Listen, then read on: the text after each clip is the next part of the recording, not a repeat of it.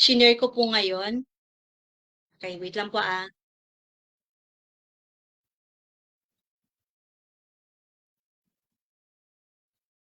Okay, pasensya na. Chat na lang po ako doon sa DFCB Doc, pa-reply na lang po.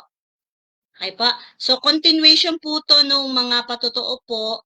So, praise be to God po sa opportunity. Kasi po siguro kung hindi ako maa-assign, minsan hindi nakakalimutan ko po talaga ma-share.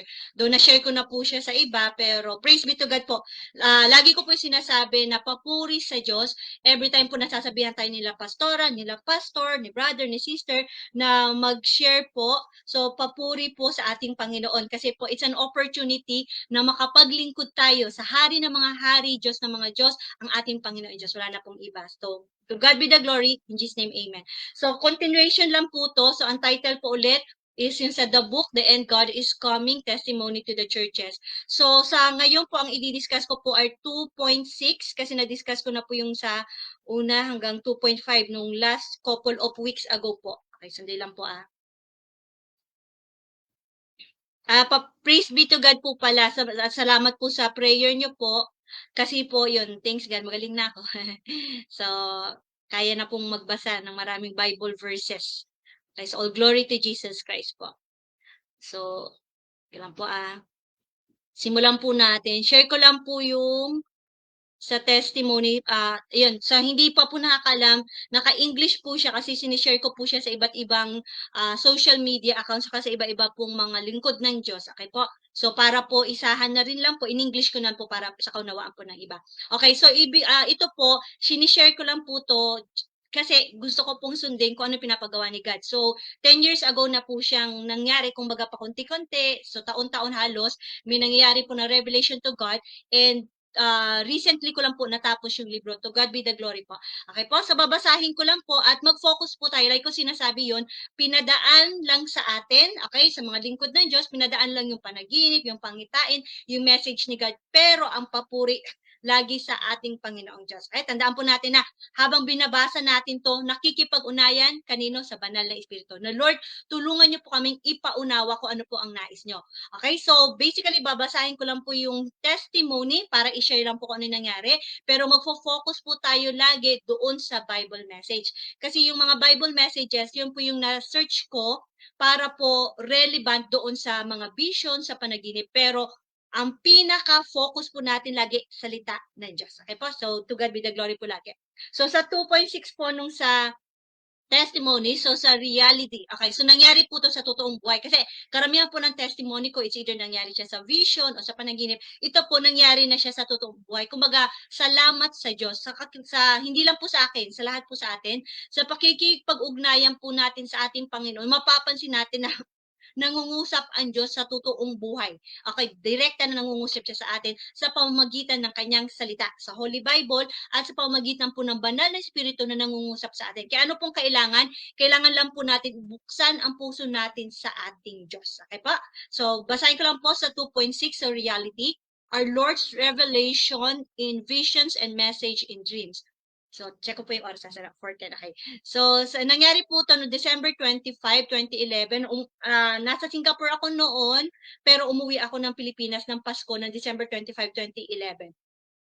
Tapos po, so sa reality, babasahin ko lang po I decided to make my lesson to be shared in our leadership training in the church, but before I make it, I read the specific Bible verses for the day based on our Bible reading guide. The Bible verses for today are Numbers chapter 12 to 15.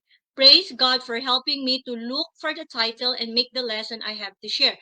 God led me to share a message entitled Our Lord's Revelation in Visions and Message in Dream. All glory to our Lord our God. Okay, so nangyari po nito nung 2011 kasi, may fellowship po kasi kami, parang leadership training po. Pero kumbaga, yun nga po sabi ko nga po, baguhang Kristiyano pa lang ako by that time. So hindi po ako talaga maalam sa salita ng Diyos. Pero praise be to God. Okay po, so andun yung heart's desire na makilala si God. Kaya po nagbabasa na ng Bible. Tapos praise be to God na ini-interpret nga po ni God yung mga dreams ko sa pamagitan niya kanyang salita. Hanggang sa vision, hanggang sa mangyari na sa totoong buhay. So by that time po, before nito, before December 25, 2011, hindi po ako nag-share sa pulpito ng tungkol sa mga sa mga revelations tungkol kay God. tapos hindi ko rin po na-she-share yun sa kanila. Pero dumating po yung time na yung pastor namin sa asawa niya po, parang sinabi niya, "O sige, kailangan niyong mag-training, okay?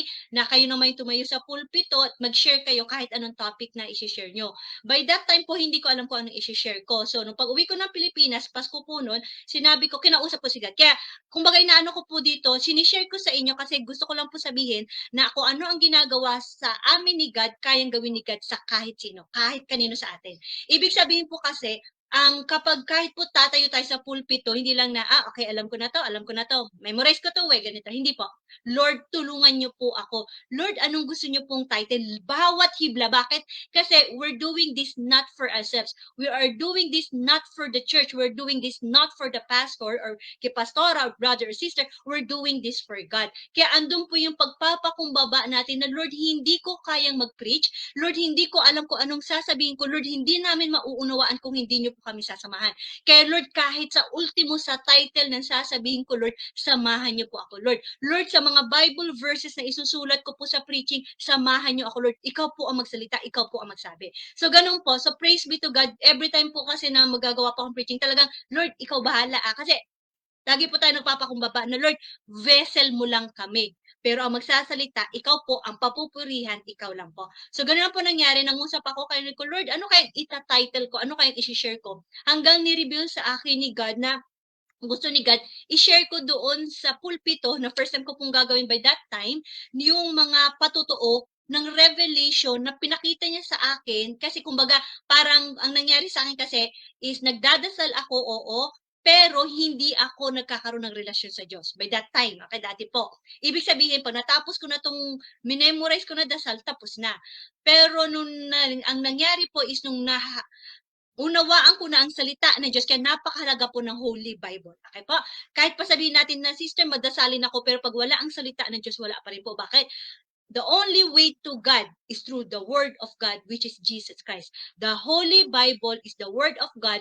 The Holy Bible, the Word of God is Jesus Christ, and He is God. So, ibig sabihin, hindi natin pwede sabihin na tatayo ako sa pulpito nang walang salita ng Diyos. Hindi lang sis, kung ano yung tama, alam ko na tama, ilang sasabihin ko, hindi po. Hindi po pwede nating sabihin na nagsasalita tayo ng mensahe ng Diyos nang wala nang galing sa Biblia. Okay po? So, kumbaga, lagi nating sasabihin na, Lord, salita mo, Holy Spirit, ikaw lang po. Vessel ako, empty me, Lord, fill me with the Holy Spirit, ikaw lang po. Okay po? So, anong nangyari po nun?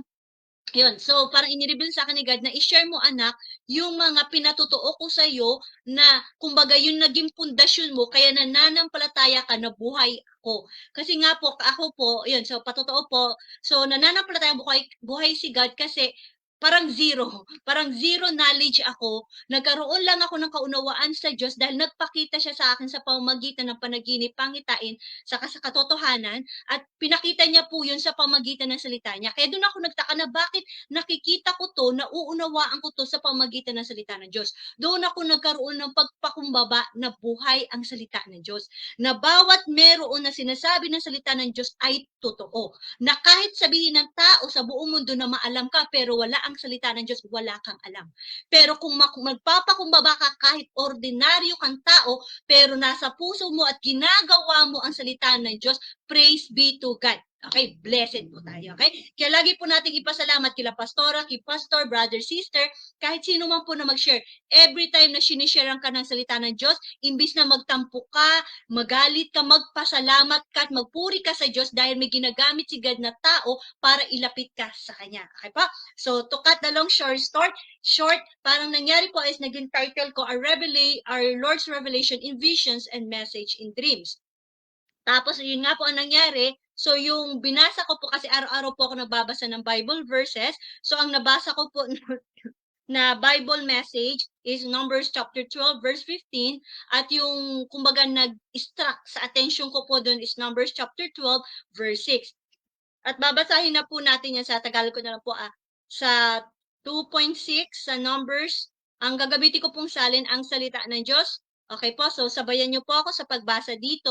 Pero kung mga may Biblia po kayo, welcome po. Nabasahin niyo po yun sa salin na meron. Medyo makati pa rin lalamunan ko, pero praise God na may boses na lumalabas. Okay? So sa Bilans o sa Numbers chapter 12, verse 6, sinabi ng Panginoon, pakinggan niyo ito. Kung may propeta ako na nasa inyo, nakikipag-usap ako sa kanya sa pamamagitan ng pangitain at panaginip. Hinighlight ko po yung naka-green, so do'n po tayo magfo-focus. Sinabi ng Panginoon, okay? Sinabi ng Panginoon, pakinggan niyo ito, okay? So, ang ibig sabihin nito, lahat ng sinasabi ng Panginoon, ang sabi, pakinggan. Okay? So, sis, paano ko maririnig ang salita ng Diyos? Sis, brother, basa po tayo ng Holy Bible, manalangin tayo kay God na samahan niya, maririnig po natin ang pangungusap ng ating Diyos. Okay pa? So, pakinggan natin lahat ng sinasabi ni God. Ang sabi, nakikipag-usap ako sa Kanya sa pamamagitan ng pangitain at panaginip. Ay, sister, brother, alam mo po ba, yung sa mga propeta po dati nakikipag-usap, parang hindi naman po ako naniniwala. Ako po naniniwala ako. Praise be to God. Dahil lahat po ng sinabi ni God sa salita niya, kung sinabi ni God dati na nangungusap siya sa mga lingkod niya, sa pangitain at panaginip, yun po ay katotohanan. Kaya po, sige, chat lang po kaya. So, yun po ay katotohanan, naniniwala po ako. Brother, sister, posible po ba yan sa akin? Posible po. Wala naman pong imposible at wala pong limitasyon ang Diyos. Sometimes po, hindi natin nakakamtan yung pangungusap o yung revelation ni God kasi sometimes we limit God. Na parang, totoo ba ito? Ay, may naririnig ako na salita ng Diyos na gumawa daw ako ng mabuti, patawarin ko daw to. Totoo ba ito? Brother, sister, read the Holy Bible. Kung nakita mo sa salita ng Diyos na magpatawad ka, kung ano sinasabi sa iyo na kabutihan at kabanalan, sundin mo. Okay? As long as in line with the Holy Bible. Yun nga po yung nangyari sa akin. Parang sinasabi ng lingkod ng Diyos na nagbigay din po sa akin ng guidance dito. Kung may panaginip ka o pangitain ka na wala sa salita ng Diyos or contrary o taliwa sa salita ng Diyos, huwag mo siyang isulat. Huwag mo siyang i-share. Bakit? Kasi maaring maligaw lang sila at ikaw din, maaring hindi yun galing sa Diyos kasi wala sa salita ng Diyos. Pero kung nanaginip ka, nagkaroon ka ng pangitain na naayon sa salita ng Diyos at alam mo na ikalulugod ng Diyos para maging testimonya mo na patotoo sa sarili mo at sa mga tao na totoo at buhay ang salita ng Diyos, gawin mo kung ikalulugod yon at ikapupuri ng Diyos. Okay po? Walang limitasyon. Ako, actually dati po, kaya tumagal ng halos dekada, 10 taon lagpas, yung pagpapatotoo ko, kasi lagi andun yung takot ko eh, na kapag sinabi ko to, anong iisipin nila? Baka isipin nila na sister, si Luan, baka kung ano-ano sinasabi. Kaya dati nalimitahan ako masyado. Ayokong i-share kasi every time i-share ako, kasi karamihan ng kakilala ko by that time, unbelievers. Hindi sila naniniwala, kaya pag share ko sa kanila, parang question mark, iisipin nila ano nangyayari sa'yo. Pero nung nagkaroon ako ng relasyon sa Diyos, hindi ko na inisip kung anong sasabihin nila. Ang iisipin ko na ano ang sasabihin ng Diyos. Kung sinabi ni God na sabihin ko to sa inyo, sasabihin ko to ito sa inyo, hindi dahil sa inyo, dahil sinabi ni God. Dahil sasabihin ko to sa inyo dahil mahal ko ang Diyos at mahal kayo ng Diyos, kaya gusto kong sabihin sa ito na buhay ang Diyos. Sa atin po, hindi ko lang sinasabi yung para sa akin, para sa lahat. Kung alam ko po na ang bawat isa sa atin gagamitin ni God. Kung there are times na nalilimitahan ka sa pag-share ng salita dahil iniisip mo baka anong isipin ng mga kakilala mo sa iyo, kung alam mo po na galing yun sa Diyos, alam mo na yun na makakabuti sa sasabihan mo na makakilala sila sa Diyos, sabihin mo po. It doesn't matter whether they accept it or not. The thing is that you accepted Jesus Christ as your Lord and Savior. Ipanalangin na lang natin sa kanila. Nga po nangyari sa akin, every time mag-share ako, Lord, ikaw na ang bahala sa kanila. And praise be to God, maraming salamat po sa ating Panginoon, na every time po na sinishare ko dati yung mga testimony, kahit dati po sa may simbahan, parang sinabi nila, well, ganyan, totoo ba yan, ganun. Nung nag-share po ako noon, after 1 week ko, ano yung sinare ko, exactly yung po yung lumabas doon sa simbahan, sa presentation, na hindi naman ako kilala, nung mga magpipresent, ni hindi man nila ako kilala. Sorry, mag-iyak na naman ako. So, hindi naman nila ako kilala para palabasin yun sa simbahan. Pero ang one thing I know for sure, kilala tayo ng Diyos. So, ang sa akin lang sabi ko, Lord, vessel mo ako, Lord eh. Kung padadaanin mo sa akin, kung anong gusto mo iparating sa kanila, gagawin ko, God. And I don't care kung maniwala sila sa hindi. I care. I am concerned to them. Pero kung hindi nila tatanggapin yung Lord, patawarin niyo sila, patawarin niyo po kami kung nagdududa kami, pero Lord, gagawin ko ang sinasabi niyo. Sana po ganun yung maging heart ng bawat isa sa atin na Lord, hindi ko po iisipin kung ano ang sasabihin ng tao, hindi ko po iisipin, Lord, kung ano po yung mangyayari, Lord, ang iniisip ko yung masunod lang kita. Okay po? So yun po, so praise be to God. na nangungusap po ang Diyos at hindi po imposibleng mangusap ang Diyos. Kung nais po natin na makausap ang Diyos, makipag-ugnayan tayo. Wala pong hindi mo siya ipapadaan na, ay brother, sister, pag-pray mo ako na makausap ako ng Diyos, direkta po. Si Jesus Christ lang po yung magiging daan natin eh. Wala na pong iba. Si brother, si sister, si pastor, ginagamit to share the word of God. But the word of God, yun yung namamagitan sa atin sa Diyos. Ngayon po, ibig sabihin, para malaman natin at magkaroon tayo ng kaugnayan, makausap natin, magkaroon tayo ng tunay na relasyon sa Diyos, ang kailangan natin hindi yung tao. Ang kailangan natin yung salita ng Diyos, which is Jesus Christ po.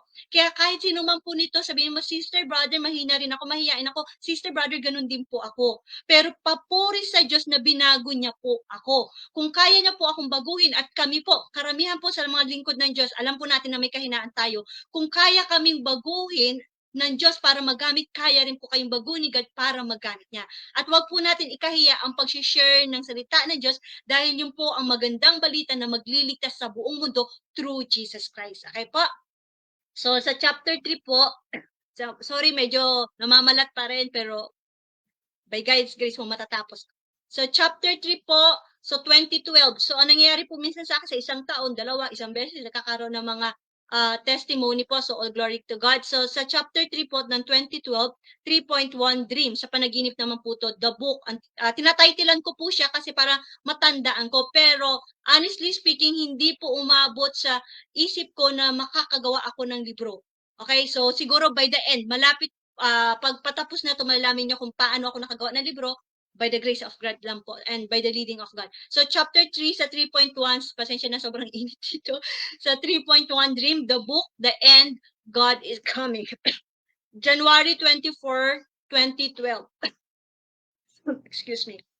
Sa panaginip po, basahin ko na lang po.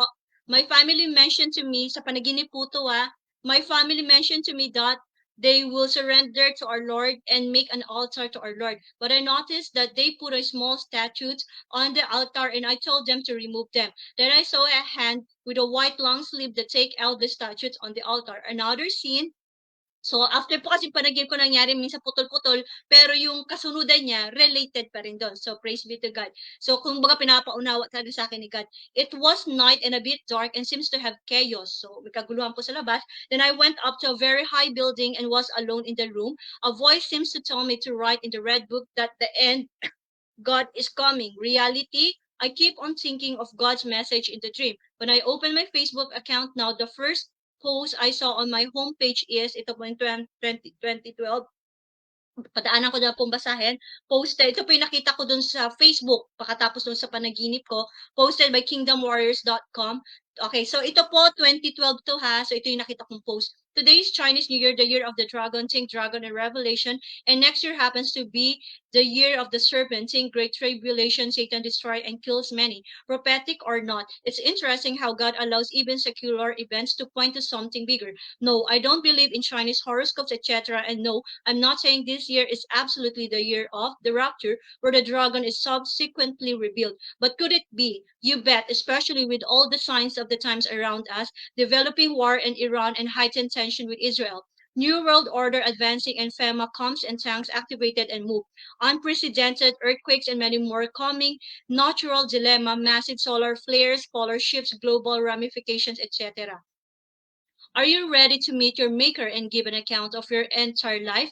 Think movie theater with your life played out in public. It is only the grace of God that can save you through the only way, which is Jesus Christ, the only begotten Son of the living God. Call upon his name today, repent from every sin, trust in Jesus and ask for his forgiveness, and then from today on, pursue holiness and live upright before God by the power of his Holy Spirit. Amen.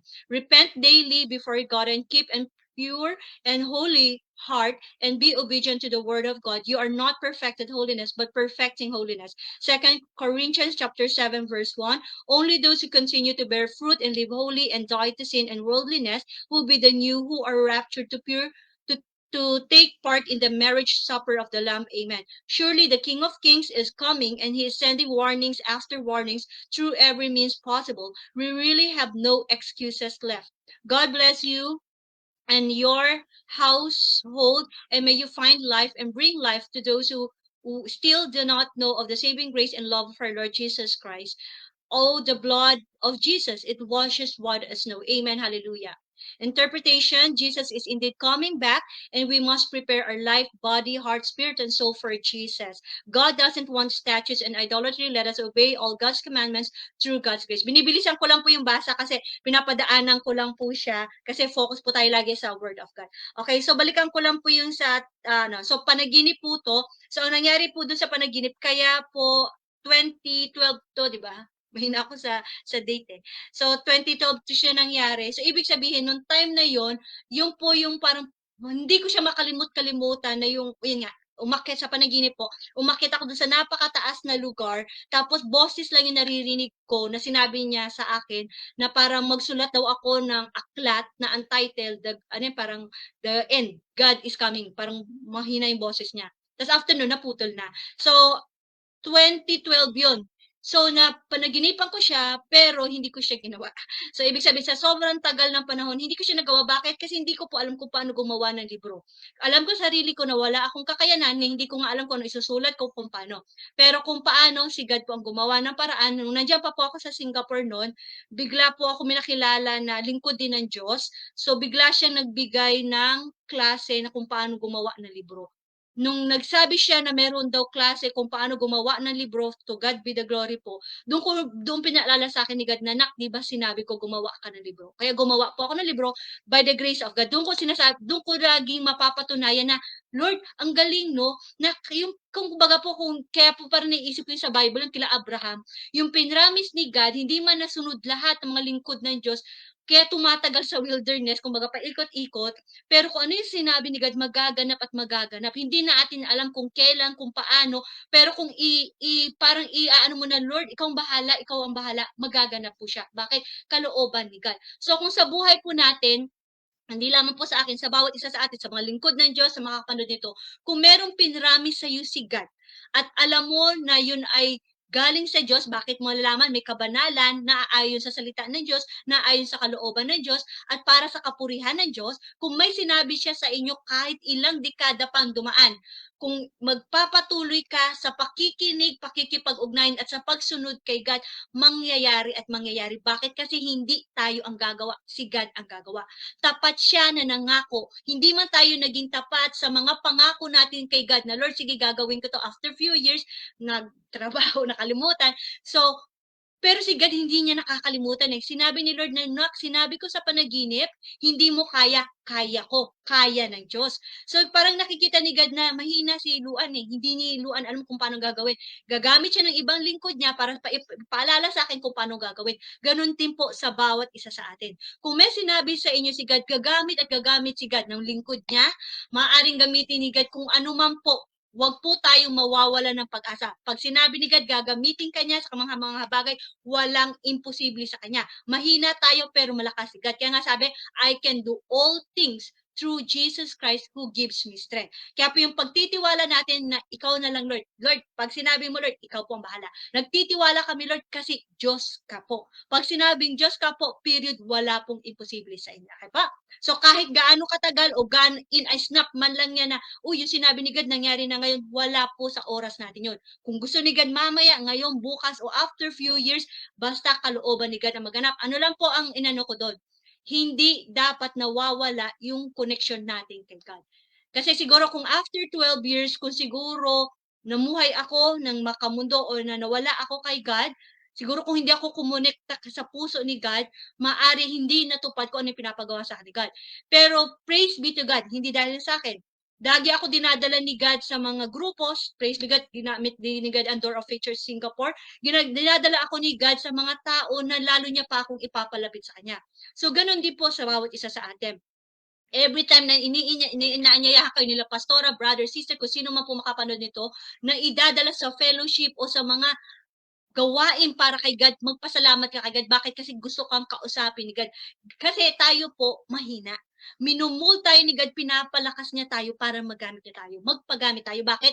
Yung buhay na 'to galing sa Diyos. Bakit natin ikakaila sa lumikha na 'yon, okay? So, laging, "Lord, ikaw na pong bahala. Lord, susundin kita. Lord, I love you." Kasi kapag tunay ang pagmamahal natin kay God, hindi tayo magi-give up.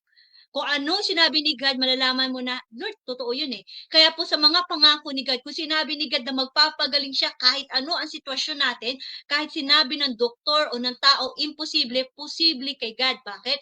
Lagi ko sinasabi, Lord, sabi niyo eh.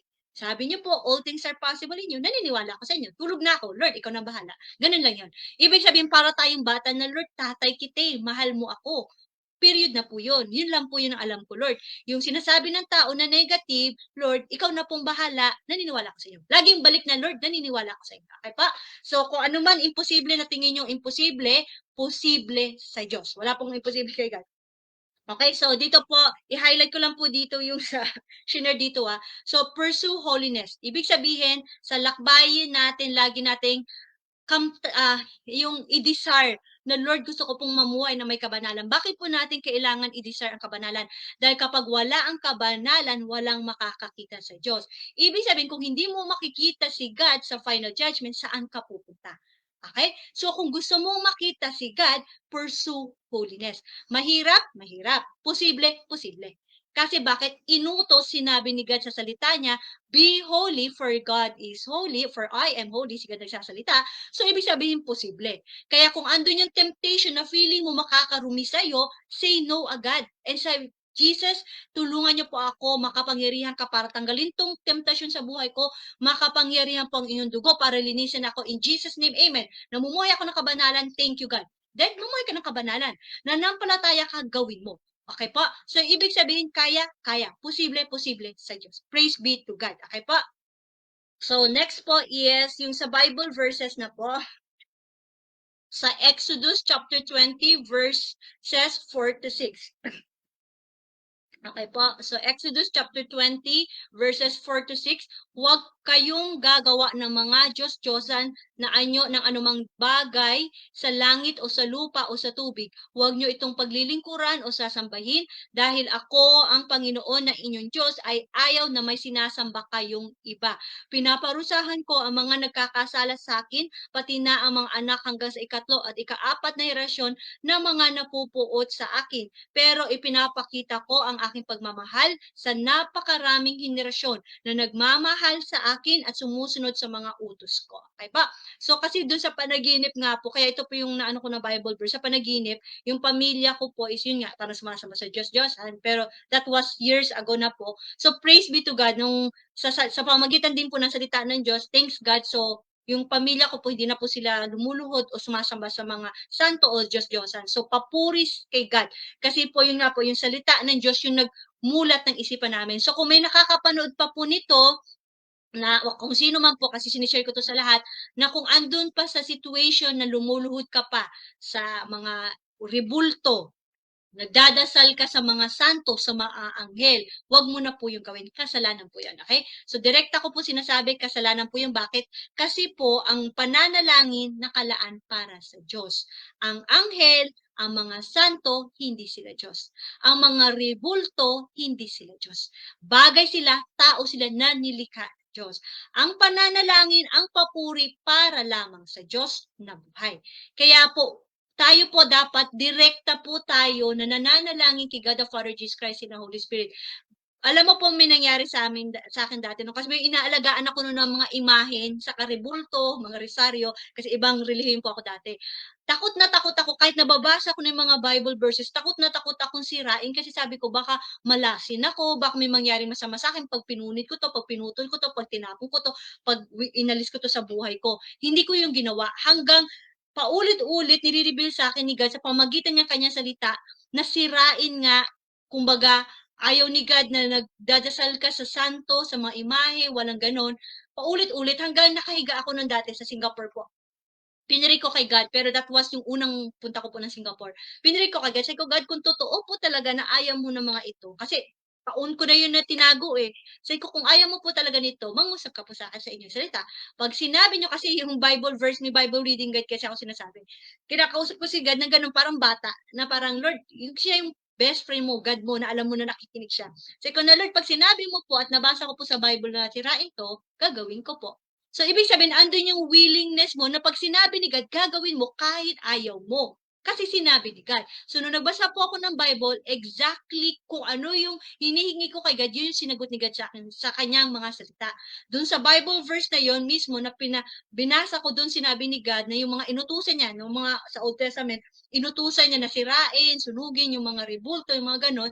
After nun, nung nabasa ko yon, sinabi ko, Lord, gagawin ko po, susundin kita. Pinunit ko, pinutol-putol ko, tinapon ko siya, at nagdasal ako, Lord, ikaw nang bahala sa buhay ko. Kasi iniisip ko nun, kung baka ano eh. Pero walang masamang nangyari sa buhay ko. So kung may mga tao po nakakapanood ka pa nito, ayaw mo i-let go ang isang bagay na alam mong masama at hindi ayon sa kalooban ng Diyos, dahil natatakot ka na mawala. Kung ano man yan, mga anting-anting man yan, hindi po mawawala ang buhay mo kung tatanggalin mo yan. Mawawala ang buhay mo pag wala ang Diyos sa buhay mo. So, ibig sabihin, dapat magkaroon tayo ng willingness. Andun yung bukas ang puso mo na kaya mong tanggalin ang anumang bagay na maglalayo sa Diyos, at andun yung puso mong bukas na, Lord, susundin kita. Na oo nga, no, nung nagkaroon na po ako ng relasyon kay God, hindi ko na nakikita yung imahe na yun, pero nakikipag-ugnayan ako kay God. Sa pananalangin ko ng direkta kay God, sinasagot ako ni God. Hindi niya ako pinabayaan, walang nangyari sa akin masama. Kundi, nakita ko po yung kaliwanagan at katotohanan na buhay ang Diyos na sinasamba ko. Na kahit saan, kahit anong oras, may imahin o wala, nandoon yung Diyos ko. Ibig sabihin, doon pinakita ni God na, anak, sinabi ko na sa iyo, buhay ako. Ang pagmamahal ni God, totoo. So kung may nakikinig po nito na meron ka pa pong mga tinatago na mga statue, mga rebulto, nananalangin ka po, tigilan na po natin, kasalanan po yun. Ihingi po natin ng kapatawaran. Anytime, anywhere, ang Diyos po natin ay mapagpatawad. At magbasa ka po ng salita ng Diyos. Saliksikin mo po at let God speak to you, na kahit ikaw po mismo, malaya mong ibibigay sa Diyos ang buhay mo at tatalikuran mo ang kasalanan sa grasya at salita ng Diyos. Okay po? So, totoo po yun, lahat ng sinasabi ni God. Okay po? So, ibig sabihin, direkta ang pananalangin kay God the Father, Jesus Christ, and the Holy Spirit. Sabi dito, ipinapakita ko ang aking pagmamahal sa napakarami henerasyon na nagmamahal sa akin at sumusunod sa mga utos ko. Kung ililet go natin yung mga bagay o kasalanan, ipapakita ni God kung sino siya. Siya yung mapagmahal na Diyos na lumikha sa atin, at siya rin yung Diyos na kapag sinunod natin, siya yung magbibigay sa atin ng buhay na walang hanggan sa mga biyaya. Sis, bakit ganun? Sumusunod ako kay God, hindi ko makita yung biyaya. Sis, yung tunay na biyaya na sa langit. Kung hindi ka hihinto sa paglilingkod kay God, makikita at makukuha mo. Okay? So, thanks be to God. God bless people here on earth, pero yung merong tunay na biyaya, okay, na ang tatanggap po nun yung mga hindi sila magmumuhay ng may kasalanan at hindi sila, kumbaga, they won't fail dun sa faith nila kay God. Ibig sabihin, maninindigan sila sa pananampalataya sa Diyos. Okay? So, kahit anong mangyari, kung gusto mo o hindi nangyayari, patuloy maglingkod kay God. Sa pahayag o sa Revelation chapter 10 verses 8 to 11. Basa na po tayo. Muling nagsalita sa akin ang tinig na mula sa langit. Sinabi niya, pumunta ka sa anghel na nakatayo sa dagat at sa lupa at kunin mo sa kamay niya ang nakabukas na kasulatan. Kaya lumapit ako sa anghel at hiningi ko ang kasulatang iyon. Sinabi niya sa akin, narito, kunin mo at kainin. Matamis ito na parang pulot sa bibig mo, ngunit magiging mapait sa tiyan mo. Kinuha ko ang kasulatan sa kamay niya at kinain. Kasing tamis nga ito ng mga pulot sa aking bibig, ngunit nang malunok ko na ay naging mapait sa aking tiyan. Pagkatapos may nagsabi sa akin, kailangang ipahayag mong muli ang mensahe ng Diyos tungkol sa iba't ibang tao, bansa, wika at hari. Okay, so i-focus ko lang po yung mga naka-highlight na po. So ang sabi po dito, muling nagsalita sa akin ang tinig na mula sa langit. Nangungusap po si God. Okay po, ang tinig na mula sa langit, wala nang ibang nasa langit kundi ang Diyos na lumikha sa atin. Ang sabi dito, ay mapit ako sa anghel at hiningi ko ang sulatang iyon, sinabi niya sa akin, narito, kunin mo at kainin. Okay? So i-ano lang po natin yun na, ano po yung kailangan nating himay-himayin at kainin? Ang salita Diyos. Okay? Pag sinabing himay-himayin, kainin, hindi literal, okay? Spiritually speaking.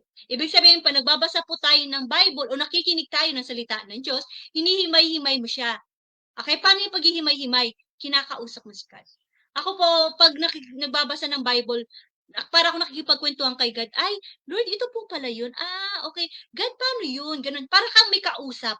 At makikita mo po yung Holy Spirit, kinakausap ka niya at pinapaunawa niya sa iyo ang salita ng Diyos. So, ibig sabihin, kaya pala sister, kailangan ko po pala na makipag-ugnayan sa banal na Espiritu para maunawaan. Opo. Dahil marami po ang nagsasabi na napakahirap daw unawain ng salita ng Diyos. Pag binabasa daw, bakit daw ang lalim, ang hirap daw unawain. Kasi po, kapag babasahin mo lang siya ng walang pagsama ng banal na Espiritu, malalim at matalinghaga po talaga ang salita ng Diyos. Pero papuri sa Diyos. Kaya nga, dapat po tayo po, praise be to God, na nakakaunawa ng salita ng Diyos at sumusunod sa salita ng Diyos. Ando po yung pagsunod kasi kung oo, sis, naunawaan ko yan pero hindi mo ginawa, hindi mo siya naunawaan. Okay? To be honest po, totoo po yun.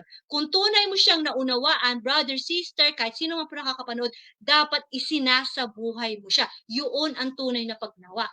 Yun ang tunay na paghimay-himay ng salita ng Diyos kasi pumasok siya sa puso mo. Okay po? So ano po sinasabi ko dito? Kapag nagbabasalita ng salita ng Diyos, lagi manalangin, Holy Spirit, ipaunawa niyo po sa akin, tulungan niyo po ano pong nais yung pagawa sa akin. Kung nabasa mo, pinapagawa ni God ng mabubuting bagay, ng magkabanalan, lahat yan, gawin mo. Okay, andoon yung pag-unawa at pagsunod. Okay pa? So, ibig sabihin, kung ito, sinasabi dito sa Revelation, narito kunin at kainin mo, ganun po din po tayo. I-apply natin to sa sitwasyon natin sa buhay natin. Na ang binibigay sa atin ni God, na kailangan nating hamayin at kainin ay ang salita ng Diyos, spiritually kinakain, ibig sabihin, habang binabasa po natin ang Holy Bible, nakikipag-ugnayan sa Diyos, sa banal na Espiritu, isinasabuhay. Pa? So, ibig sabihin, doon natin makikita na napakasarap ng salita ng Diyos. Bakit? Wala siyang idudulot na masama sa atin. Okay pa? At nagkakaroon tayo ng pag-asa na kapag andun ka sa time na parang hirap na hirap ka, bigla ka lang nagkakaroon ng kaligayahan. Kaya pala sinasabing rejoice always. Na kahit alam mong mahirap yung sitwasyon, sasabihin mo, hindi eh. Sabi ni God sa salita niya eh. Sabi ni God, kaya niya. Sabi, God will provide. Kaya ni God. Thank you, Lord. Tapos, continue sa buhay. Okay? Kasi andun yung buhay na pag-asa natin sa salita ng Diyos. Na tapat siya, na nangusap, at tapat siya. Okay? Tapat siya. Period po yun. Okay? So, ano sinabi ni God? Gagawin niya po yun. Tapos sabi dito, kailangang ipahayag mong muli. Bakit may muli? Kasi ibig sabihin, kung dati, okay, so applicable po siguro to sa mga dati na nagpahayag sila ng salita ng Diyos, nung nagkaroon ng problema, huminto, kasi may naririnig po ako sa mga balita na parang ang dami daw po mga simbahan, mga lingkod ng Diyos, na lalo na daw po yata nung pandemic, nagsarado yung simbahan, tapos hindi na nag-preach, kumbaga nagmuhay na ng ibang sa buhay sa mundo. So, ito po sinasabi sa atin ni God, kailangang ipahayag mong muli. Kung nagpahayag ka dati, forever mo siyang ipapahayag. Eh sister, nagkamali na ako sister eh. Brother, sister, alam mo sa salita ng Diyos, mapagpatawad ang Diyos. Kung nagkamali ka man, alam natin na mapagpatawad si God. Lapit ka lang po, anytime, anywhere. Lord, patawarin niyo po ako na tumalikod po ako, Lord, na nanghina po ako, huminto po ako, Lord. Tulungan niyo po ako na ipahayag kong muli ang inyong salita. Kaya ni God, kaya ni God. Natutuwa si God, natutuwa si God. Gagawin ni God, gagawin ni God. Okay po? So, ibig sabihin, nandoon po yung pagmamahal ni God sa lahat ng lingkod niya. Hindi niya po tayo pababayaan. Kaya kung may makapanood man po nito ng mga lingkod ng Diyos na dati nagpipreach ka ng salita ng Diyos, pero we don't know kung ano man po situation na nangyari sa buhay mo na nagpahinto sa iyo sa pagkalat ng salita ng Diyos, gusto ko lang po sabihin sa inyo na sinasabi ni God, ipahayag mong muli ang mensahe ng Diyos. At sa pagpapahayag po natin nun, huwag na po nating itigil hanggang sa dumating si God. Okay pa? Bakit? Kasi yung pagmamahal ni God, hindi naman niya tinigil eh. Nung sa pagtigil ng mga tao sa paglilingkod kay God, yung pagmamahal ni God, hindi niya tinigil. Patuloy ang pagmamahal niya sa tao. So tayo po, nanilikha lamang ng Diyos, na siya kung siya nga na lumika sa atin, may kababaang puso, may pagmamahal, bakit hindi po natin gawin? Kasi we have to acknowledge that we are nothing without God. Kaya nga po ayaw daw ni God ng taong mapagmataas. Kung kasi po kadalasan po yung mga taong mapagmataas, sila yung nagdi-disobey kay God. Bakit? Kasi hindi sila naniniwala sa Diyos. Iniisip nila na mas mataas sila na sa Diyos. Ang katotohanan, walang mas tataas sa Diyos. Kahit sino ka man, anumang estado mo sa buhay mo, anumang ranggo mo, walang tataas sa Diyos dahil lahat tayo, ikaw, ako, nilikha ng Diyos. Magpakumbaba, tapos. Okay pa? So, ang sabi po doon, ipahayag mo muli ang mensahe ng Diyos tungkol sa iba't ibang tao, bansa, wika, at hari. Sister, ang hirap naman yan. Possible na, brother, sister, online or offline. Okay, you'll never know. Eh, sister, andito lang ako sa isang lugar na to. Nagtatrabaho ako. Sister, try mo, post mo po sa social media. Kahit saan, post mo po, online or offline. Kung may matawagan ka, may makasalubong ka, share mo ng word of God. You'll never know. Yung isang shinera mo na yun, nag-share, at nakumalat na ang salita ng Diyos. Okay? So, ibig sabihin, masabi lang naman sa atin ni God, share the word of God. Kung paano kakalat yun, si God na ang bahala. Kasi kapangyarihan niya ang gagalaw para ikalat ang salita niya. Ang gagawin lang natin, sundin si God. Okay pa? So next po is sa Marcos o Mark chapter 13 verse 10, dapat munang maipangaral ang magandang balita sa lahat ng bansa bago dumating ang katapusan. Sabi, dapat maunang maipangaral. So dapat po ipinapangaral natin ang salita ng Diyos. Kung lagi nating dinideclare at sinasabi natin na naniniwala tayo kay Jesus Christ, pastor ka man o hindi, nagsasalita ka man sa pulpito o hindi, dapat ipangaral natin ang salita ng Diyos. This is expected to everyone who accepted Jesus Christ as their Lord and Savior. Dahil hindi naman po sinabi ni God na ang pagkalat ng salita ng Diyos ay ang pagtayo lamang sa pulpito. Ibig sabihin po, kung hindi yun sinabi ni God, kahit nasaan ka, kahit anong oras, kahit sino kaharap mo, pag sinabi ni God, share the word of God, share the word of God. Dahil kakalat at kakalat yun kahit pigilan ni numan. Dahil walang makakapigil sa kalooban ng Diyos. Pag sinabi ni God, kakalat, kakalat. At bago po dumating ang katapusan, ang magandang balita, ano po yung magandang balita? Tungkol kay Jesus Christ. Na mayroong kapatawaran, mayroong kaligtasan sa pamamagitan ni Jesus Christ, ang magandang balita tungkol sa kaharian ng Diyos, ang magandang balita na may buhay ng Diyos. Kakalat po siya sa buong mundo. Ngayon po, ang pagdating ng katapusan, hindi rin yun mapipigilan. Ayaw mo man siya, hindi, bakit? Si Diyos ang may hawak ng buong mundo. So kung iisipin, bakit pa natin parang pipigilan yung salita ng salita ng Diyos, yung paghahayag natin ng salita ng Diyos, kung alam naman natin na darating yun, edi magpagamit na tayo kay God. Magiging parte pa tayo nung pagkalat ng salita ng Diyos. Okay pa? So minsan iisipin na ay ayoko nang i-share kasi baka dumating ang katapusan. Brother, sister, i-share mo man yan o hindi, darating at darating katapusan. I-share mo man yan salita ng Diyos o hindi, kakalat at kakalat yan. Eh, bakit hindi mo pa i-share? Na maging parte tayo ng pag-share ng magandang balita ng Diyos. Okay po? So, sinasabi ko ito sa kahit sino man, lalo na po sa mga tumanggap kay Jesus Christ, it is a must. Obligasyon po natin na nakakaalam ng katotohanan. Tama, sinabi po, di ba, himay-himayin. Kung hinihimay-himay natin, pumasok sa atin ang salita ng Diyos ngayon. Sinabi ni God na ipangaral ang kanyang salita, gawin natin. Paano natin gagawin? Share natin yung word of God. Okay po? Every day, dapat sinishare ang salita ng Diyos. Okay pa? Para kumalat po. Diba napakaganda nun? Kinakalat mo magandang balita na magiging kaligtasan ng mga taong makakabasa niyo. Kung paano sila maliligtas, si God na ang bahala. Ang sinabi ni God, ipangaral mo. Ang kaligtasan, si God ang bahala. Okay pa? 2 Corinto o 2 Corinthians chapter 7 verse 1, mga minamahal dahil sa mga ipinangako ng Diyos sa atin, linisin natin ang ating sarili sa anumang bagay na nagpaparumi sa ating katawan at espiritu at sikapin nating mamuhay ng banal at may takot sa Diyos. Okay? So, basahin ko lang po ulit ha. Sabi, ipinangako ng Diyos sa atin. Mga ipinangako.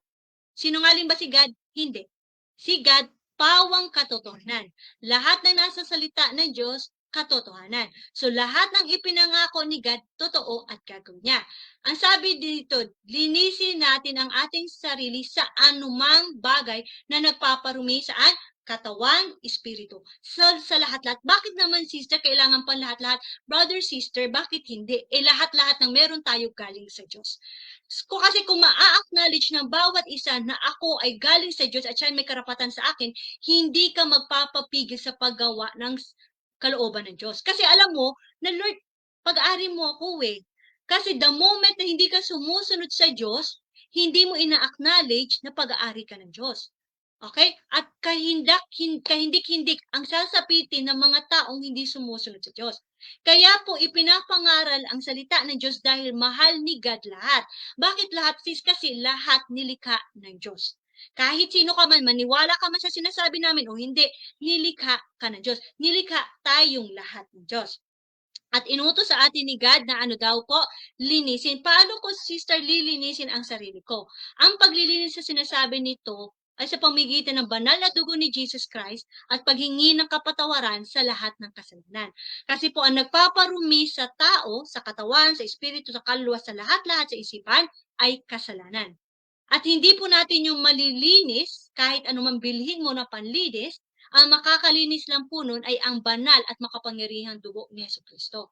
Oh, sister, ano pong gagawin ko? Dasal. Jesus Christ, cleanse me with the powerful holy blood. Tulungan niyo po ako wag nang magkasala muli. Lilinisin ka ni God. Bakit? Kasi kalooban yun ni God na linisin ka. At kapag naglinis si Jesus Christ, sabi, as white as snow, as if you never sinned.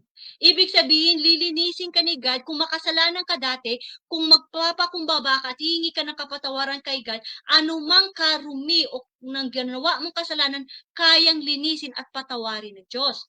Ngayon, nilinis ka na ni God. Huwag ka na pong bumalik sa karumihan. Repent and sin no more. Humingi ka ng kapatawaran, hingin mo rin ang grasya ng Diyos. Okay? Na Lord, tulungan mo po ako wag na magkasala. Bakit? Kasi ang taong may karunungan, kapag nilinis ka na, hindi ka na babalik sa puti. Tama? Kung nasa atin ang karunungan na nagmumula sa Diyos, alam natin nilinis na tayo ni God, mamuhay na tayo ng malinis sa pamamagitan ng grasya ni God. Okay po? Mahirap? Mahirap. Posible? Posible. Kaya ni God? Kaya ni God. Kaya natin sa pamamagitan ni Jesus Christ. Okay po? So, yun po yung paglilinis na sinasabi nito. Nahihingi ka ng kapatawaran kay God at huwag ka na pong magkasala sa grasya God. Okay pa? Sikapin nating mamuhay ng banal. Sinabi ng sikapin kasi alam ni God na mahirap. Pero, pag sinabi ni God yun kasi alam ni God na posible. Kaya po mamuhay po tayo na may kabanalan pagkat banal ang Diyos na sinasamba natin. At sabi, may takot sa Diyos. Brother, sister, paano ibig sabihin ng takot sa Diyos? Takot ng kabanalan ng pagmamahal sa Diyos. Hindi yung takot na lalayo ka sa Diyos, hindi po. Takot na gumawa ng kasalanan kasi gusto mong lumapit sa Diyos. Diba? Yun yung takot na ine-expect ni God. Holy na takot sa Diyos. Na Lord, ayoko pong gawin yung kasalanan na yun eh. Kasi gusto ko, Lord, malapit lang ako sa iyo. Lord, ayoko pong na mag-isip na masama kasi Lord, ayaw kitang saktan. Takot po ako, Lord, na masaktan kita kasi mahal kita. Yun ang gusto ni God. Takot kang gumawa ng kasalanan dahil mahal mo siya. Kaya so next po is sa 3.2 sa panaginip po. Panaginip po to ha. So patotoo ko po. The light protects us from hell. Kaya pa ba ng oras? Gibilisan ko na lang.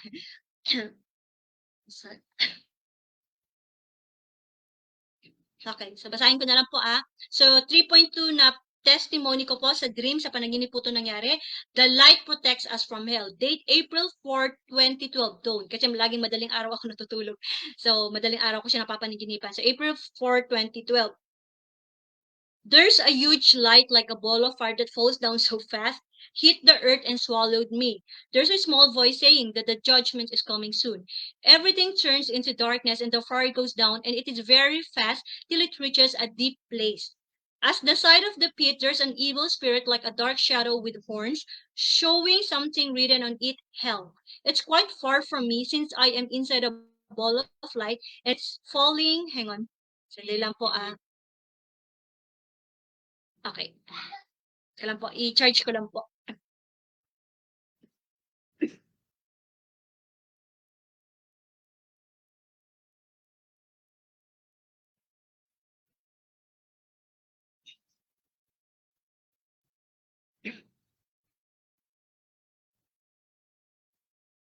Sorry, charge ko lang po.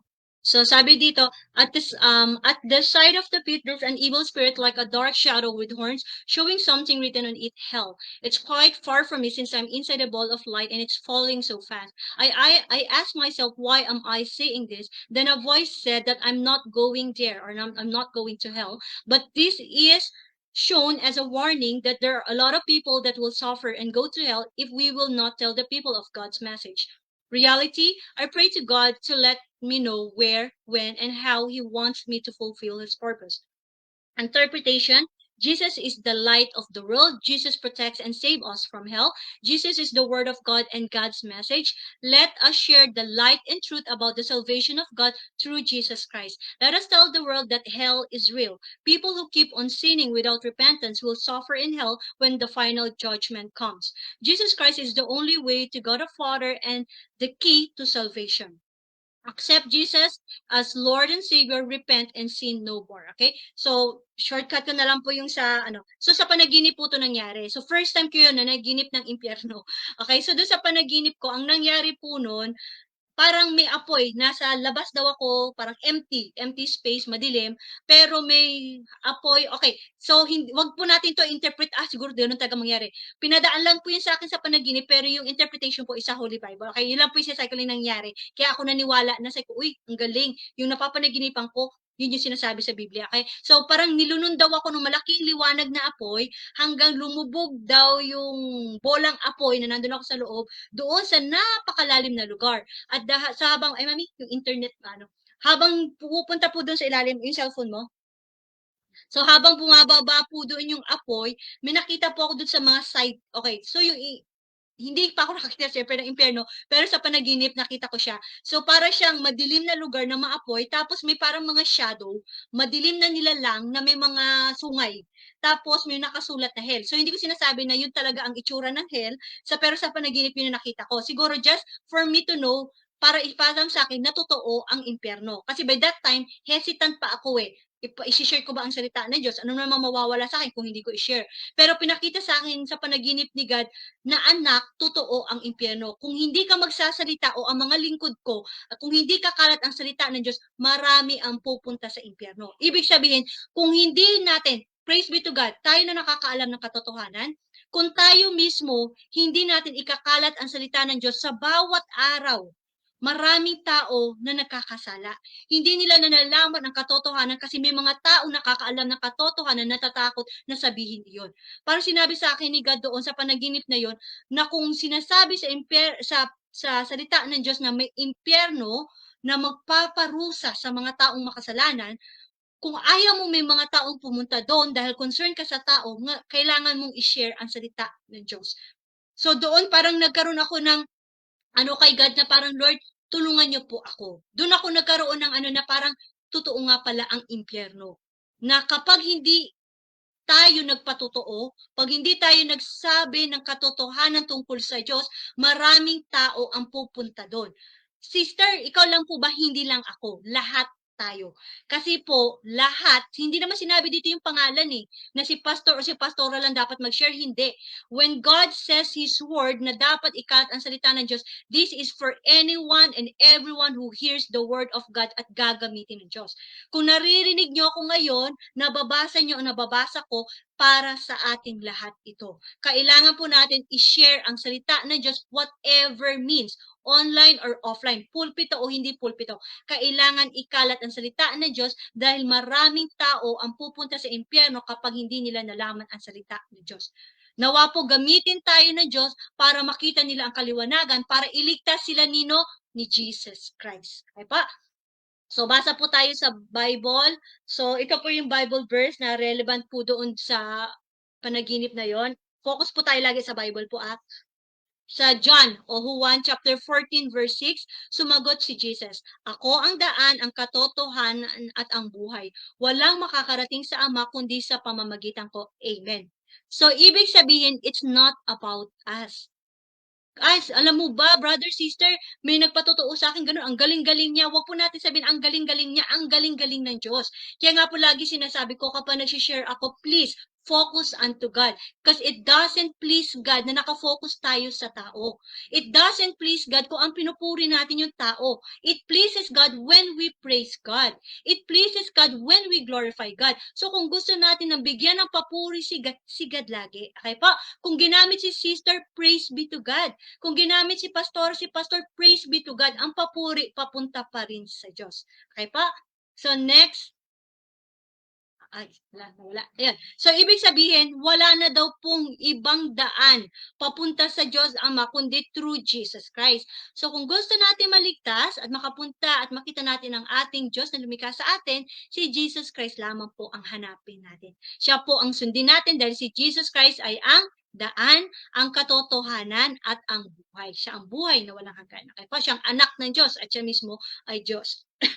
Sabi po sa John o Juan chapter 8 verse 12, si Jesus ang ilaw ng mundo. Muling nagsalita si Jesus sa mga tao, ako ang ilaw ng mundo, ang sumusunod sa akin ay hindi na mamumuhay sa kadiliman, kundi magkakaroon ng ilaw na nagbibigay buhay. Amen. So, praise be to God. Sabi, lagi nga pananaginip ako sa Lord, thank you, nangusap ka sa panaginip. Lord, thank you, narinig ko pangalan mo, Jesus. So, praise be to God. So, ibig sabihin, ang interpretation lang po dun sa dreams, somehow, someday, tayo po lahat tayo, nung hindi pa tayo nakakilala sa Diyos, namumuhay tayo sa kadiliman. But the moment na nakakilala tayo sa Diyos through Jesus Christ sa kanyang salita, binalot niya po tayo ng kanyang kaliwanagan. At sa pagbalot sa atin ng ating Panginoon Diyos ng kanyang kaliwanagan, hindi na po tayo mamumuhay sa kadiliman. Ibig sabihin, hindi na tayo mamumuhay sa kasalanan. Bakit? Kasi andoon na yung Diyos. Sumasa atin ang Diyos, diba? God is with us. Kasama natin ang Diyos pamagitan ng banal na Espiritu na nagli-lead sa atin sa kaliwanagan. So kung kiniklaim natin na, brother, sister, alam mo ba, lingkod ako ng Diyos, anak ako ng Diyos. Brother, sister, praise be to God. Mamuhay po tayo sa kabanalan at sa kaliwanagan ng Diyos. Okay pa? Para sa ikapupuri ng Diyos. Ang sabi dito, magkakaroon ng ilaw na nagbibigay buhay. Ibig sabihin, ang bawat isa, kay Kristiyano ka man o hindi ka Kristiyano, kailangan po natin ang kaliwanagan, ang buhay na walang hanggan. Kailangan po natin si Jesus Christ. Wala pong mawawala, paulit-ulit ko yung sinasabi, walang mawawala sa atin kung tatanggapin natin at susundin natin si Jesus Christ. Dahil ang lahat sa Kanya, kay Jesus Christ, ay puno ng katotohanan, kabanalan, kabutihan, at ang buhay na walang hanggan. Okay sa pahayag o sa Revelation chapter 20 verse 15, at ang sino mang hindi nakasulat ang pangalan sa aklat na listahan ng mga taong binigyan ng buhay na walang hanggan, ay itinapon sa lawang apoy. Pagkatapos, itinapon din doon ang kamatayan at ang Hades. Ang parusang ito sa lawang apoy ang ikalawang kamatayan. Sinabi ito sa Biblia. Totoo po ito. Okay? At yun po ay sinasabi yung impyerno. So yung mga tao na wala sa buhay o aklat ng buhay, sila po yung mga taong nag-reject kay Jesus Christ. Sila yung mga hindi sumunod at namuhay ng may kasalanan na hindi humingi ng tawad. Kaya ano lang po sinasabi dito, sister, ayokong itapon ako sa lawa ng apoy. Brother, sister, ayaw din ng Diyos. Ayaw ni God na parusahan ng tao dahil mahal niya tayo eh.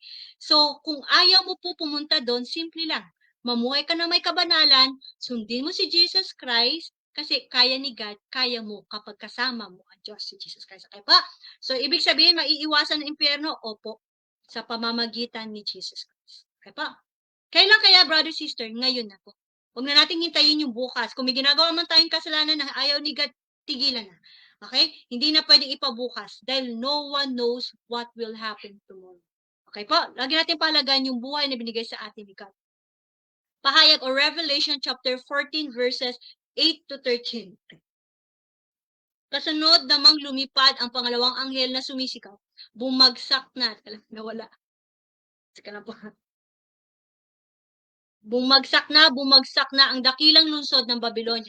Ang mga mamamayan nito ang humihikayat sa mga tao sa buong mundo na sumunod sa imoralidad nila na kinamumihian ng Diyos. Sumunod pa ang isang anghel sa dalawang anghel na nauna. Sumisigaw din siya. Ang lahat ng sumamba sa limaw at sa imahe nito at tumanggap ng tatak nito sa noo o sa kanang kamay ay magkakaranas ng galit ng Diyos sapagkat parurusahan sila sa nagniningas na apoy at asupre sa harapan ng tupa at mga anghel ng Diyos. Ang usok ng apoy na magpapahirap sa kanila ay papailan lang magpakailanman. Araw-gabi ay wala silang pahinga sa kanilang paghihirap dahil sinamba nila ang halimaw at ang imahe nito at nagpatatak ng pangalan nito. Kaya kayong mga pinabanal ng Diyos na sumusunod sa kanyang mga utos at patuloy na sumasampalataya kay Jesus, kinakailangang maging matiisin kayo. Pagkatapos may narinig akong tinig mula sa langit na nagsasabi, isulat mo ito. Mapalad ang mga taong namatay na naglilingkod sa Panginoon. Mula ngayon, makakapahinga na sila sa mga paghihirap nila dahil tatanggapin na nila ang gantimpala para sa mabubuti nilang gawa. At ito ay patotohanan mismo ng banal na Espiritu. Praise be to God. Anong sinasabi doon? Yung mga tao daw po na nagkakasala at hindi tumanggap sa Diyos, pahihirapan sila, sabi, walang pahinga. Iikot ako, siguro madilim dyan. Padilim na ng padilim dito. Okay? Sorry po, kayo maliwanag ba? So, ibig sabihin, yung mga tao po na itatakwil si God, meron silang paghihirap doon sa lawa ng apoy sa impyerno at wala daw pahinga. Just imagine, yung mga tao minsan isipin nila, kailangan kong gawin tong kasalanan na ito para mabuhay ako. Pero hindi mo alam na yung kasalanan na yun magdudulot ng walang hanggang parusa. Wala nang exit po sa impyerno. So bakit mo kailangang gawin ang isang bagay para maligtas ka sa kakaunting oras na siyang magpapahirap naman pa sa iyo ng walang hanggan? Ano ang sinasabi ko dito? Kailangan po natin ng karunungan na nagmumula sa Diyos. Kaya sa atin sinasabi nito sa atin ng Diyos, yung mga tungkol sa kabanalan niya kasi gusto ni God na lumayo tayo sa kasalanan. Ang gusto ni God, maging matiisin tayo na kahit nahihirapan tayo sa mundo dahil sa pagsunod natin sa kalooban ng Diyos. Bakit? Paano ka, sister, mahihirapan sa pagsunod sa kalooban ng Diyos? Example, may offer sa iyo na magandang trabaho, malaki yung sahod mo, pero mawawala ka naman sa presensya ng Diyos. Tinanggihan mo yun dahil ang gusto mo, andoon ka sa presensya ng Diyos. Nahirapan ka, oo, pansandali lamang, pero forever ka na sa piling ng Diyos. Yung blessings ni God na ibibigay niya sa iyo forever, hindi mapapantayan ng sino man. Kaya nga po, wag po natin ipagpalit ang buhay natin, okay? Sa anumang bagay sa mundo na maglalayo sa atin sa Diyos. Pahalagahan natin yung buhay na walang hanggan. Ibibigay po ni Jesus Christ para kanino daw? Sa mga taong magiging matiisin at mamumuhay ng naglilingkod at tapat sa Diyos. Okay pa? So next is cross-reference lang po sa pahayag o Revelation chapter 20 verses 1 to 15. Ang 1,000 taon. Pagkatapos nito, may nakita akong anghel na bumababa mula sa langit. Ay, mami, pa-open na ilaw. Ang dilim na dito. Sensya na po ang haba. May nakita akong anghel na bumababa mula sa langit. May hawak siyang susi ng kailaliman at may malaki siyang kadena. Dinakip niya ang dragon, ang ahas noong unang panahon na tinatawag na Diablo o Satanas at saka iginapos ng kadena sa loob ng 1,000 taon. Inuhulog siya ng anghel sa kailaliman, saka isinara at sinusian at tinatakan pa ang pintuan nito upang walang mangahas na magbukas. Ikinulong siya upang hindi makapandaya ng mga tao sa iba't ibang bansa sa loob ng 1,000 taon. Pero pagkatapos ng 1,000 taon, pakakawalan siya sa loob ng ikling panahon. Pagkatapos, may nakita akong mga trono at mga nakaupo roon ay binigyan ng karapatang humatol. Nakita ko rin ang kaluluwa ng mga taong pinugutan ng ulo dahil sa pangangaral nila tungkol kay Jesus at dahil sa pagpapahayag nila ng salita ng Diyos. Ang mga ito ay hindi sumamba sa limaw o sa imahe nito at hindi tumanggap ng tatak nito sa noo o kanang kamay nila. Binuhay sila at binigyan ng karapatang maghari na kasama ni Kristo sa loob ng 1,000 taon. Ito ang unang pagkabuhay ng mga patay. Ang iba pang mga patay ay sakalang bubuhayin pagkatapos ng 1,000 taon. Mapalad at banal ang mga kabilang sa unang pagkabuhay ng mga patay. Walang kapangyarihan sa kanila ang ikalawang kamatayan. Magiging mga pari sila ng Diyos at ni Kristo at maghaharing kasama niya sa loob ng 1,000 taon. Ang pagkatalo ni Satanas. Pagkatapos ng 1,000 taon, pakakawalan si Satanas mula sa kanyang bilangguan. Lalabas siya at dadayain ang mga bansa sa buong mundo na tatawaging Gog at Magog. Titipunin sila ni Satanas at isasama sa pakikipagdigma sa mga mananampalataya. At ang At ang matitipon niyang mga sundalo ay kasing dami ng buhangin sa tabing dagat na hindi kayang bilangin. Kakalat sila sa buong mundo at paliligiran nila ang kampo ng mga banal at ang pinakamamahal na lungsod. Pero pauulanan sila ng Diyos ng apoy mula sa langit at mamamatay silang lahat. At si Satanas na dumaya sa kanila ay itatapon sa lawang apoy at asupre, na siya rin pinagtapunan ng halima at ng huwad at sinungaling na propeta. Makakasama-sama silang parurusahan at pahihirapan araw-gabi magpakailanman. Ang huling paghatol. Pagkatapos nakita ko ang malaki at puting trono at ang nakaupo roon. Ang langit at ang lupa ay biglang naglaho at hindi na nakita. At nakita ko ang mga namatay, tanyag at hindi na nakatayo sa harap ng trono. Binuksan ang mga aklat, pati na ang aklat na listahan ng mga taong binigyan ng buhay na walang hanggan. At ang bawat isa sa kanila ay hinatulan ayon sa ginawa nila na nakasulat sa mga aklat na iyon. Kahit sa dagat sila namatay o sa lupa, naglabasan sila mula sa lugar ng mga patay. At hinatulan ang lahat ayon sa mga ginawa nila. At ang sino mang hindi nakasulat ang pangalan sa aklat na listahan ng mga taong binigyan ng buhay na walang hanggan ay itinapon sa lawang apoy. Pagkatapos itinapon din doon ang kamatayan at ang Hades. Ang parusang ito sa lawang apoy ay ang kalawang kamatayan. Ano po makita natin dito? Si Satanas, siya po yung gumagawa, ang kalaban, gumagawa at nandaraya sa mga tao. Siya yung nagdadala sa mga tao sa kasalanan, dinaraya niya kasi gusto niyang pahirapan ang mga tao. Yun ang gusto niya. Okay po? May alam siya, pero hindi siya all-knowing. May kakayanan siya, ipunin ng mga tao. Sabi, oo nga ang dami, kasing dami daw ng buhangin. Pero natalo siya ng ating Diyos makapangyarihan. Ano sinasabi ko dito? Mas makapangyarihan si God. Kaya hindi dapat itinataas ang pangalan ni Satanas. Ang itinataas ang pangalan ni Jesus. Kung merong makapangyarihan, si Jesus. Kung meron man dapat itaas, wala nang iba si Jesus Christ. Kung meron man dapat katakutan, wala nang iba si Jesus Christ. Period. Okay po? So ano ang sinasabi ko? Huwag kayong matakot. Okay po? Doon sa masasabing kadiliman dahil mas makapangyarihan ang kaliwanagan na nasa atin. Greater is He that is in us than in the world. Okay po? So, ibig sabihin, wag po tayong mamuhay sa takot. Na baka anong mangyari sa akin, ganito, ganito, ganito. Lord, ikaw na bala. Ay, sinabi sa akin nung may nakita akong may balak siya masama sa buhay ko. In the name of Jesus, get out of my life. Kaya ni God. Bakit? Makapangyarihan siya. Sabi nga po, talunan dito, diba si Satanas, sa kahihinatnan niya, talunan siya. Ever since talunan siya. Hindi niya alam ang mangyayari sa hinaharap, pero alam ni God. Bakit? Si God ang may gawa ng simula at ng hinaharap at nang haharapin pa ng buhay na walang hanggan. So, ibig sabihin, kung meron man nakakaalam ng lahat-lahat, si God lang. Kung may nakakaalam at makapangyarihan ng pinakamakapangyarihan si God lang. Kung meron man dapat itaas, pangalan ni Jesus Christ lang. Pangalan ni God the Father, Jesus Christ, and the Holy Spirit. Okay pa? So next conclusion, Pahayag chapter 21 verses 1 to 8 or Revelation chapter 21 verses 1 to 8. Ang bagong langit at ang bagong lupa. Pagkatapos nito, nakita ko ang bagong langit at ang bagong lupa. Naglaho na ang dating langit at lupa, pati na rin ang dagat.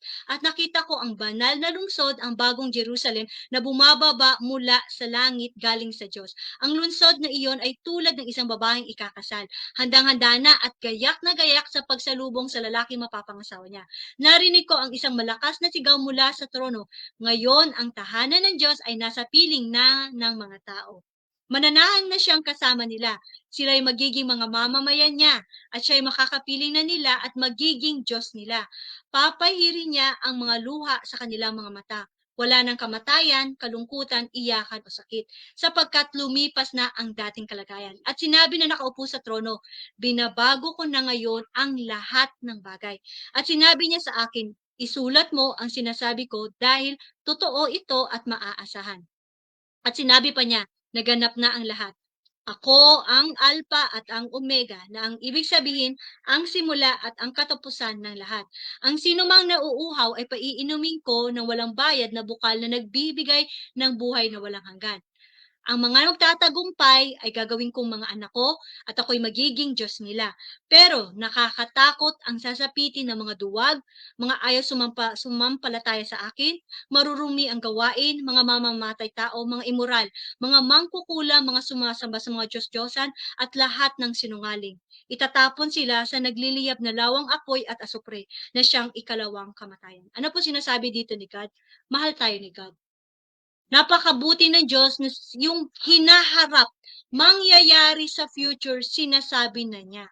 Bakit? Kasi gusto ni God na anak, kailangan yung malaman ang katotohanan para maligtas kayo sa kapamakan. Anak, kailangan yung malaman ang katotohanan para sumunod kayo sa akin para magkaroon ng buhay na walang hanggan. Dahil dun sa buhay na walang hanggan, wala ng lungkot, wala ng luha, wala ng sakit, wala ng paghihirap. Buhay na walang hanggan na nagmula sa Diyos na nagmamahal sa akin. Na ang hinangad lang ni God, tumalikod tayo sa kasalanan, mamuhay ng may kabanalan, sundin si Jesus Christ, i-accept si Jesus Christ, sundin ang kabanalan at kalooban ni Father God, Jesus Christ, and the Holy Spirit. Hindi naman po mahirap, 'di ba? Kasi po hindi na to tayong gagawa noon, ang banal na espiritu. Ang kailangan lang po natin, yung pusong bukal, malinis, na kailangan mong sabihin sa Diyos na, Lord, I offer my life to you. Let your holy will be done. Pag sinabi natin, let your holy will be done, ang kalooban ng Diyos ay sundin siya, magaganap yon.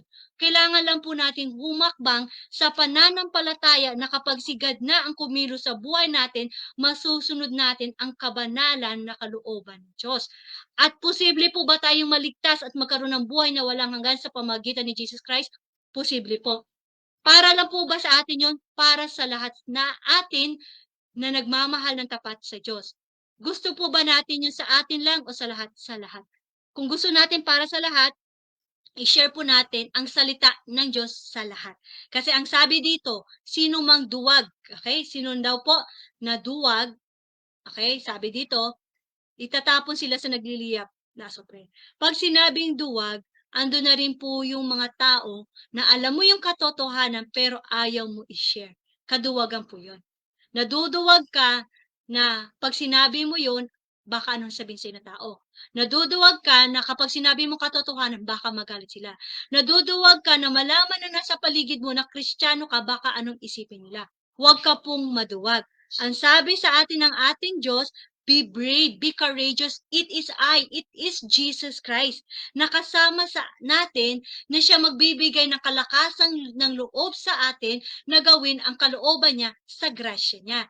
Kaya po, ipanalangin po natin na tulungan tayo ng ating Panginoon. Urabababa siya sayarababaka.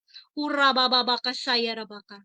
Maraming salamat o aming Diyos Ama, Lord Jesus Christ and Holy Spirit, sa inyong salita, sa inyong anak na Jesus Kristo, na ipinakita niyo po ang buong katotohanan at kaliwanagan simula hanggang katapusan.